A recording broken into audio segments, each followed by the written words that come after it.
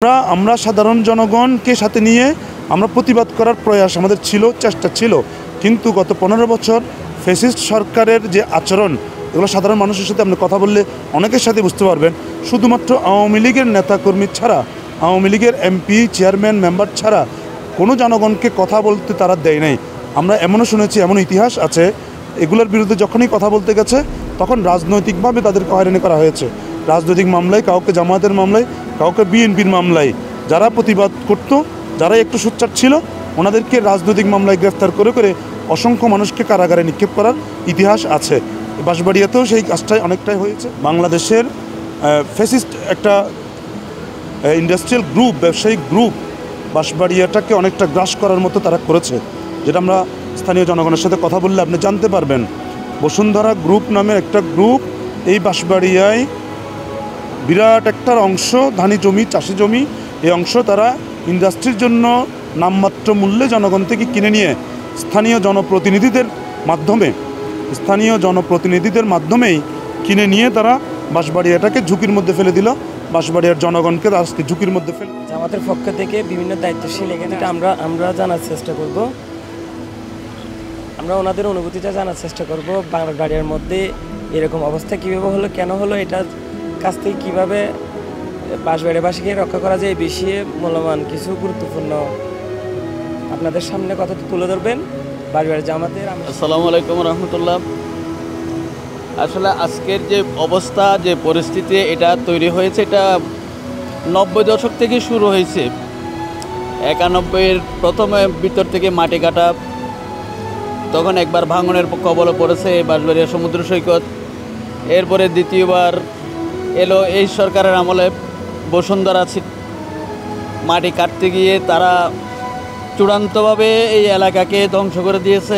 এবং আজকের এই বেড়িবাঁধ যেটা ভাঙ্গা দেখতেছেন, এটার পরিণতি হলো মূলত এই বসুন্ধরার মাটি কাটার কারণে, ভিতর থেকে বালি তোলার কারণে। তো এগুলো যতক্ষণ পর্যন্ত বন্ধ হবে না, এই দুরাচার থেকে জাতিকে যতক্ষণ রক্ষা করা যাবে না, ততক্ষণ পর্যন্ত এগুলো ভাঙবে, গড়বে।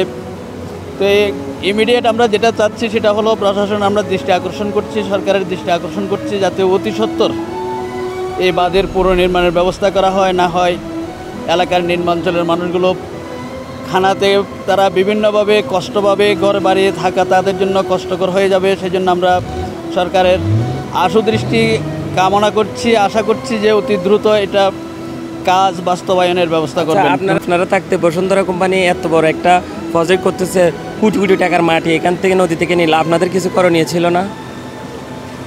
আমাদের করণীয় ছিল না, কারণ আমরা তো তখন অসহায় ছিলাম রাজনৈতিকভাবে। কারণ যারা সরকারের যারা ছিল, তারা টাকা খেয়ে, তারা টাকা নিয়ে তারা বড় বড় কোটি টাকার মালিক হয়েছে, আর অন্যদিকে এলাকার মানুষের ধ্বংসের পথটা সৃষ্টি করে গেছে। আচ্ছা, আপনাকে ধন্যবাদ। তো এখানে আমাদের আরেকজন দায়িত্বশীলের কাছ থেকে জানতে চেষ্টা করি। ধন্যবাদ আপনাকে। আপনার মাধ্যমে আমি সীতাকুণ্ড প্রশাসন, জেলা প্রশাসন এবং সীতাকুণ্ড প্রেস ক্লাব সহ চট্টগ্রাম প্রেস ক্লাবের দৃষ্টি আকর্ষণ করছি। খুব দ্রুত আপনার মাধ্যমে, যাতে আপনার এই লাইভের মাধ্যমে, আপনার এই ভিডিওর মাধ্যমে, বার্তার মাধ্যমে ওনাদের কাছে একটা বার্তা যাতে পৌঁছায়, ওনারা দ্রুত একটা ব্যবস্থা নিতে পারেন। মূলত বিষয় হচ্ছে, এই বেড়িবাঁধটা কিন্তু 1991 প্রলয়ঙ্করী ঘূর্ণিঝড় যেটা হয়েছিল, সেই ঘূর্ণিঝড়ে এটা একেবারে লোকালয়ের সাথে মিশে গিয়েছিল। 91 থেকে এই পরবর্তী সময়ের মধ্যে প্রত্যেকটা রাজনৈতিক দল, ক্ষমতাসীন রাজনৈতিক দলের নেতাকর্মীরা এটাকে ওনাদের ভোটের হাতিয়ার হিসেবে ব্যবহার করেছেন। ভোটের সময় আসলেই ওনারা এই বেড়িবাঁধের দোহাই দিয়ে দিয়ে স্থানীয় লোকজনদের থেকে ভোট কালেকশন করার একটা পায়তারা ওনারা করছিলেন, একটা কৌশল ওনারা করছিলেন। মূলত জনগণের জন্য এই বেড়িবাঁধ পুনর্নির্মাণের জন্য, লোকালয়ের জন্য, লোকাল বসতির জন্য, জনগণের জন্য ওনাদের কোনো কিছু করার সুস্পষ্ট কোনো আন্তরিকতা আমরা লক্ষ্য করি নাই গত 20-25 বছর ধরে।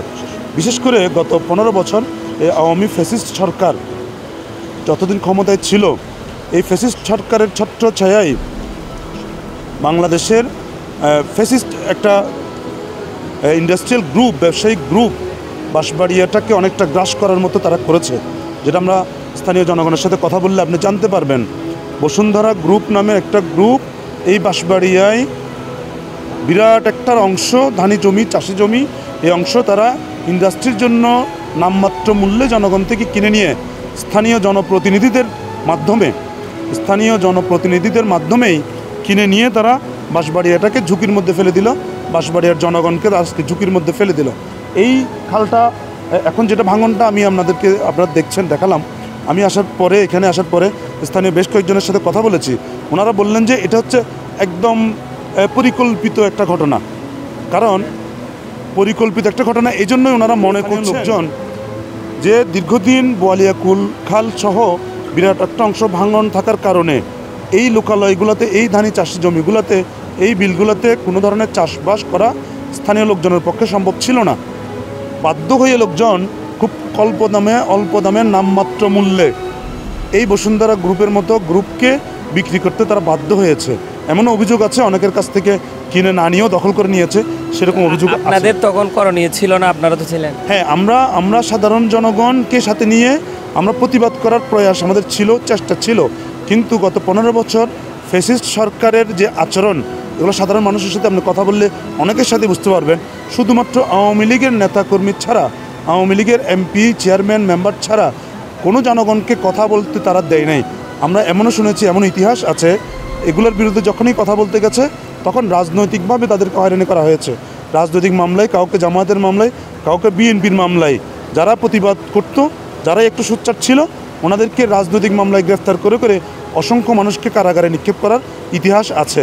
বাঁশবাড়িয়াতেও সেই কাজটাই অনেকটাই হয়েছে এবং সেটা স্থানীয় প্রতিনিধি, চেয়ারম্যান থেকে শুরু করে, মেম্বার থেকে শুরু করে প্রত্যেকটা ব্যক্তি এখানে জড়িত।